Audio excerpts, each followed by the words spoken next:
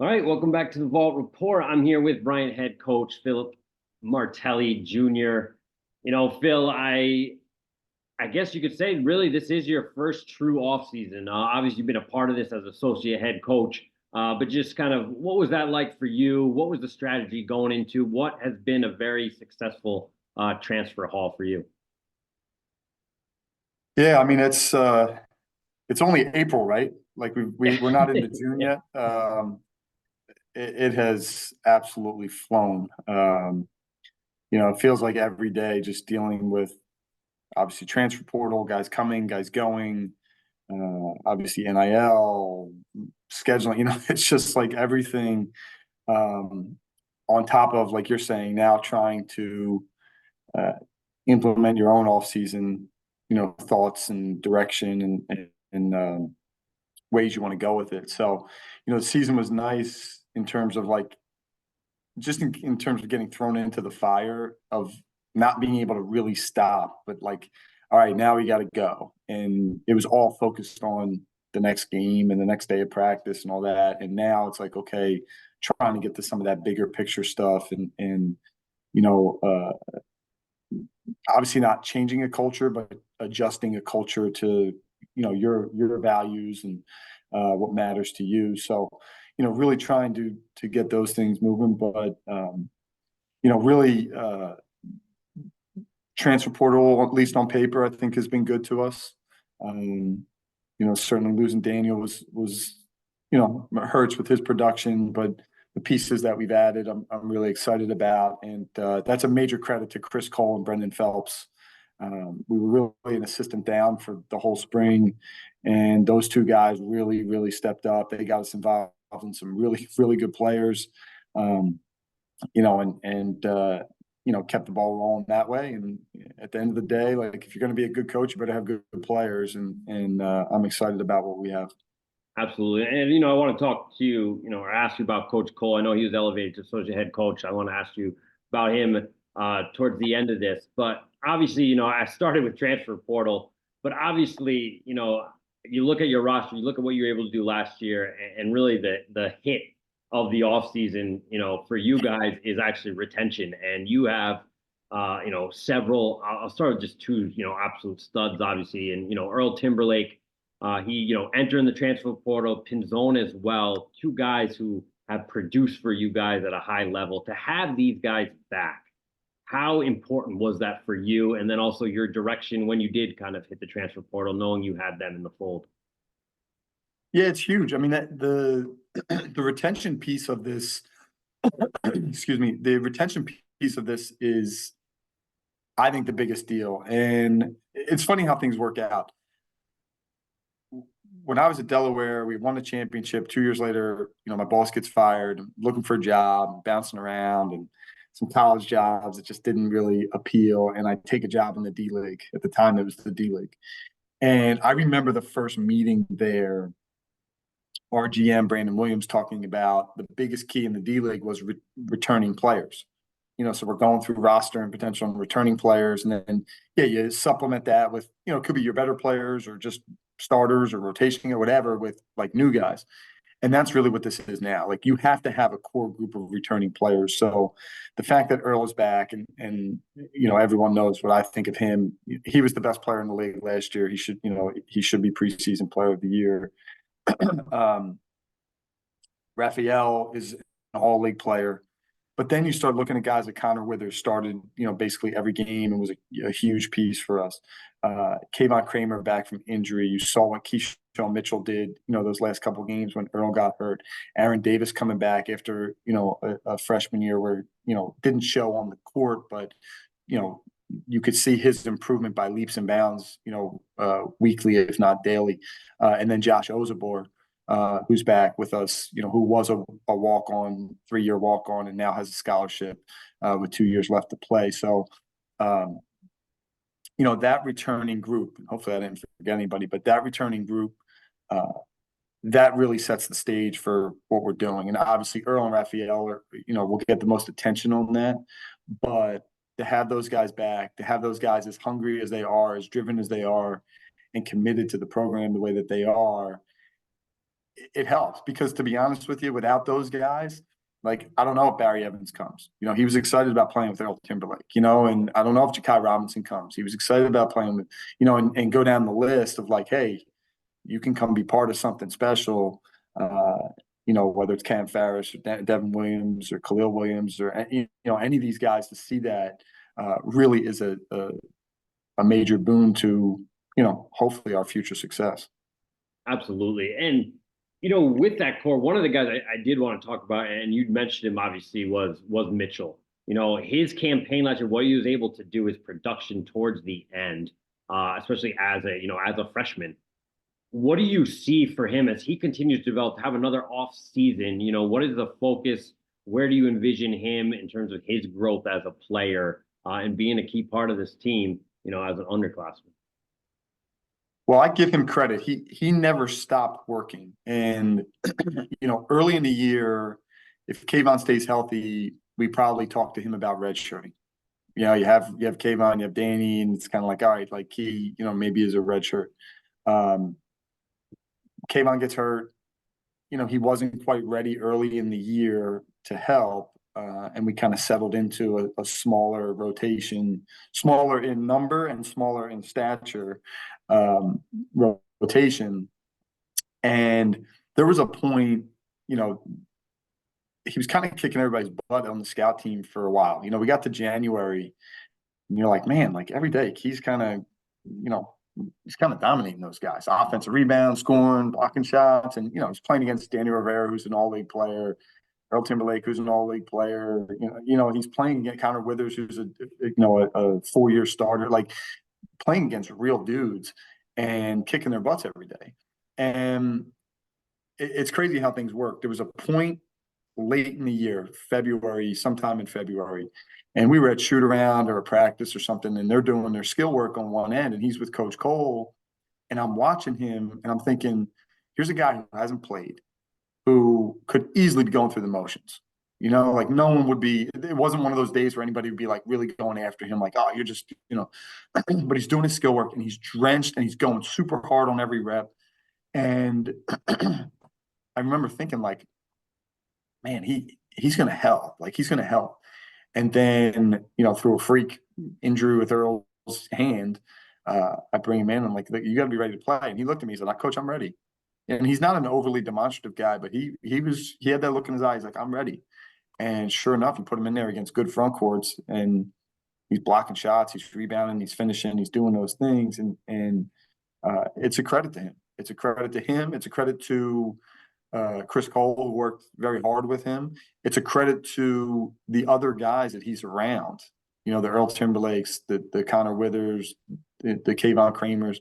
It's the credit to those guys too, because they showed him like, look, this is a level that you need to work at, and he did. And he really did every day. So, we're really excited about him and his development and, where it can go now with, a full summer and a full fall leading into the season. Definitely. And speaking of length, heading to the portal, and again, we won't go through all the guys. Obviously, we get closer to the year. We'll do this again and we'll do a rundown. One of your first, I believe, commitments via the transfer portal, Barry Evans, from St. Bonaventure. Efficient, showed flashes throughout his time there. Now a junior, where do you see him, in the puzzle, obviously, that you guys are putting together, and just kind of the upside and what he can bring, to Bryant fans that may not be familiar with his game? Yeah, I mean, he's somebody that early on was a major priority for us. We knew him at Putnam Science when he was there. We knew him when he was back in Baltimore playing at Poly High School and then playing for Team Mello. So we knew him well. And, watching them through the year, obviously with Charles Pride there, paying close attention to them and their team and watching him when he became available. He was a major priority because his length, his versatility. The one thing he has not done yet is shoot the ball. But he's a good ball handler. He's a very good passer. He's got great size, great length. He's got all that. He's defensively, he's a menace. He really does fit in with our guys in terms of, the length, the ability to guard multiple positions, the ability to block shots, the ability to guard on the perimeter, to do all those things. And we've had some really good athletes here, and obviously Kayvon Kramer, fantastic athlete. Daniel Rivera was an incredible athlete. There's a chance that Barry's going to, he will challenge those guys for highlight dunks and highlight plays, because he's just one of those guys. And he was a key contributor for St. Bonaventure. I mean, they played him 20 minutes a game on a good team that won 20 games in the Atlantic 10. And, I look at those Atlantic 10 rotation guys as guys that come into the America East and have done really well. You see them scattered throughout the league. And I think he could be the next one. For sure. Well, so who are you taking? Who's the best dunker right now? Kramer or Barry Evans? We have to, it remains to be seen. We need Kayvon. We need a fully healthy Kayvon. Fully healthy Kayvon. And although before he left, he did one of those like between his legs. I'm like, you're not fully cleared yet. Like, I'm glad to see that, but like I'd rather see that in January. So, but they'll be back here next week. So we'll start to see as they get back and we get back into the flow. What it looks like. Definitely. Well, I think you guys are averaging like 2 Sports Center top 10s a season the last couple of years. So that's a good thing. We'll see who gets on there first. That's good. And then just shifting just a couple more questions. Shifting kind of to the guards. Again, sticking kind of with the portal. We talked about the guys obviously been able to retain. Cam Ferris coming in. You have Ja'Kai Robinson, obviously from Miami. Most recently, Williams from Canisius. What again, as you look at that haul again, specifically of guards that have experience, some more than others. Just what do you see, and what will you be looking for, especially in the backcourt? Yeah, we're excited about that. I mean, that was early on getting Barry and having those other guys back. The front court I felt really, really good about. The guards, we were a little light at the guard positions, but really excited about what these guys bring. They all bring a little something different, and we were really, really intentional with what we were doing throughout the portal. There were guys early on that we could have pushed on or tried to get that I just wasn't convinced that they were like the right fit for this. Looking for efficiency, looking for guys that do certain things, and have aren't just one-dimensional guys. So, Ja'Kai coming from Miami, played in the Final Four, like played in the game in the Final Four. So he's been on the biggest stage, top 75 player coming out. Strong lefty, was a good shooter coming up. Obviously didn't get much opportunity at Miami, but I think one of those guys that we can play at different positions, and we'll be able to make plays off the bounce, can make some shots, can do some things. And again, another guy that on the defensive end, you can mix and match him, with those other guys and switch and do some different things. And, I do think he'll be a menace on that end as well. Cam Ferris is a tremendous shooter. Has played point guard coming up a little bit, but not as much in college at Robert Morris and Marist. But 40% 3-point shooter through his career. Making the number that he's made and taking the number he's taken in his career. Deep range guy will give us that guy that can stretch the floor a little bit. Devin Williams. Interesting with him, like didn't play much as a freshman at Canisius, wasn't playing a ton early in the year for them this year. Then when they started playing him, they started playing better as a team. A gifted offensive guy whose defense I think is coming along, but will give us a gifted offensive player. He averaged 14 a game in their last 7 games, and they were 5-2 or something in those games. So, made a major impact, when he played. So, not necessarily a guy that we need to come get 14 a game with the other guys we have, but it's nice to have those guys that hey, Cam Ferris has done it, and Devin Williams has done it, and Ja'Kai Robinson's going to do it, and Barry Evans has done it, and along with the guys that are returning, that they've done it on real stages. So, I think those guys will all give us a little bit of something. Be a little bit again point guard by committee for us. There's not necessarily a true point guard, but we have a bunch of guys that can do it and play that position. Obviously, Earl putting the ball in his hands was a major benefit to us this year. Raphael, has been a point guard in his past. Cam's been a point guard in his past. Devin has shown that he can handle the ball, make good decisions. And then you got guys like Connor Withers and Barry Evans that don't necessarily look like point guards, but have point guard traits in the way that they flow the ball and, can get guys shots and do things like that. So, I'm excited about what we've put together. Absolutely. And, just last question, well, two-part question, but, as I mentioned, Coach Cole obviously being elevated. I know he's been, close to this program, not just for you, but like I said, for the program and his recruiting, his coaching, just, kind of talk about that, elevating him to a, associate head coach. And then also, bringing in Ryan Daly, got that St. Joe's connection, as well, but just kind of what you see in him. Obviously, he's one of these young guys, I think, with, kind of waiting for this opportunity, and you give him this opportunity. And then lastly, not really related, but just, I know non-conference schedule is something you're intimate with, even as your time as an assistant, but just, how's that coming along? Yeah. So, staff wise, to add, to elevate Cat, Chris Cole as associate head coach was a no-brainer for me. Somebody we've obviously worked very closely now for 6 years, shares a lot of the same values, has a real care for people. And it shows. It shows in his relationships in recruiting. It shows in his relationships with our team, and just his relationships in general, on campus and around the community. So, somebody that I really admire and have really grown to love here over these last 6 years, and really enjoy having him around. So it's good to see him, get a well-deserved recognition that way. Brendan Phelps is back.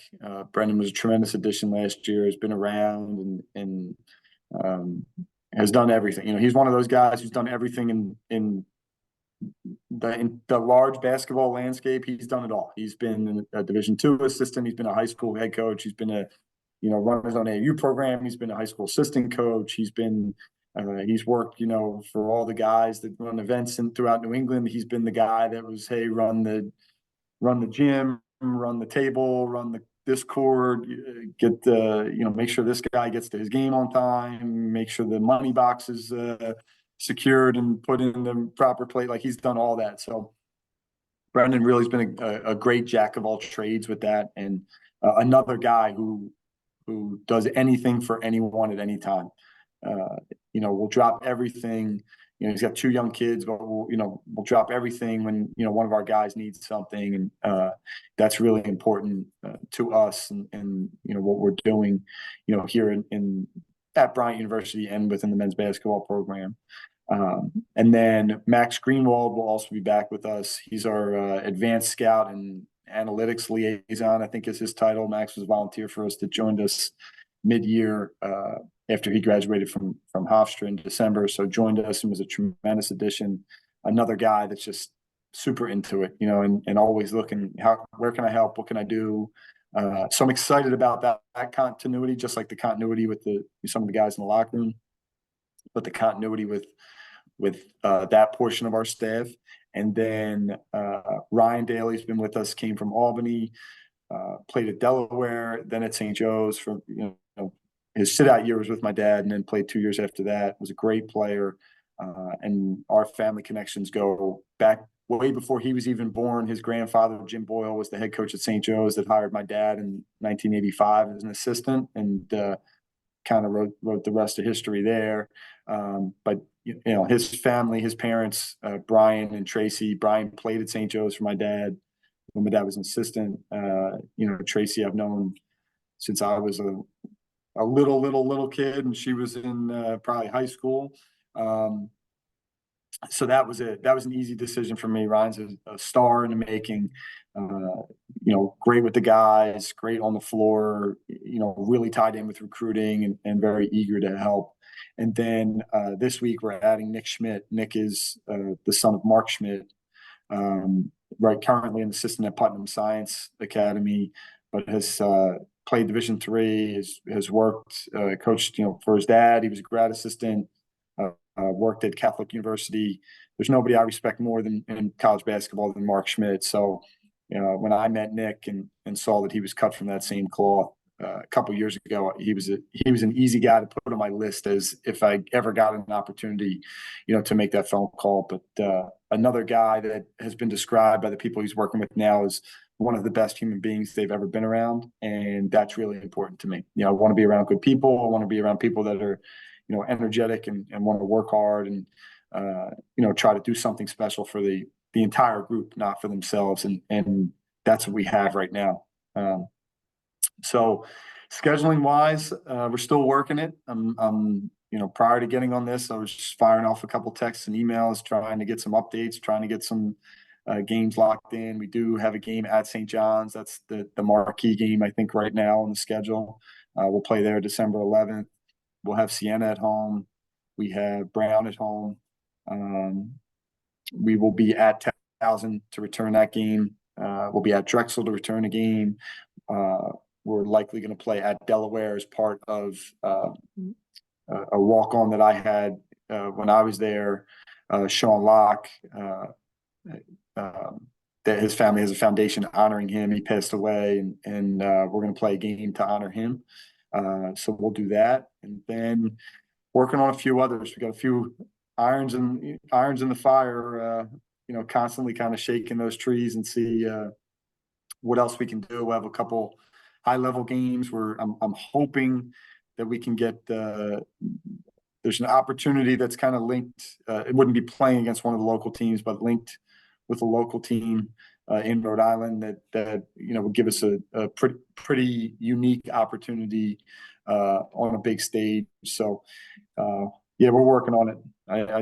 It's one of those things that as the head coach, I should delegate here at some point in time, but it's it's one of those things that you like love, you hate to love or love to hate. Like it's like, oh man, scheduling, but I do enjoy it. I enjoy talking to different people in different regions and trying to connect on making these games happen. But it's become really, really hard to schedule, especially where we are and where we sit in the national landscape. We're in that like 150 net range, which is that's like purgatory. You're not top 100, so you're not a quad, an obvious quad 1 game, quad 2 game, but you're not also, everybody posts and says they want somebody ranked 275 or lower or 300 or lower. And, the way that everything is set up now, it benefits those big teams to play, those lower end teams and try to win by 100 and help their NCAA tournament status rather than play teams that'll be, in the mix for championships of these lower leagues. So, yeah, but we're working through it. It'll be another tough schedule. I'll be person myself in November, December, but we'll play a tough schedule and hopefully it'll get us ready for America East play. Sounds good. Well, listen, Coach, as always, appreciate the time. Look forward to hopefully stopping by practice this summer, and we will obviously touch base as the season comes closer, but try to get some rest if that exists. August. I'm counting down the days till like August 4th, August 5th, and I can get down to Avalon, New Jersey, and just enjoy some time down there. But no, we're excited, and guys will be back starting next week, and we'll get back into workouts and have them for a couple of weeks and get the blood flowing again with that. It's been a while since we've seen them. I've talked to all of them and keep saying that. Like I feel like I haven't seen them in forever, but you're always more than welcome. We'd love to have you up, and excited to get going. Awesome. All right. Thanks, Coach. Thank you.